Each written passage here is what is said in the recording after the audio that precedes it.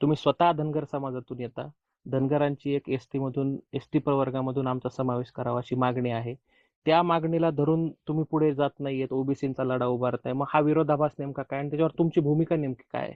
मुळात या महाराष्ट्रामधल्या सगळ्या जनतेंना जेवढे आरक्षणाकडं जी लोक आता सध्या लक्ष लावून बसलेले आहेत, त्या सगळ्या लोकांमध्ये एक संभ्रम निर्माण करण्याचा प्रयत्न जरांगे पाटील, सराटे, अगदी विनोद पाटील सुद्धा, म्हणजे ही माणसं अभ्यासक आहेत, चळवळ लढतायत, न्यायालयीन लढाई लढतायत, पण धनगर समाजाची दिशाभूल करण्याचा प्रयत्न ही लोक करतायत.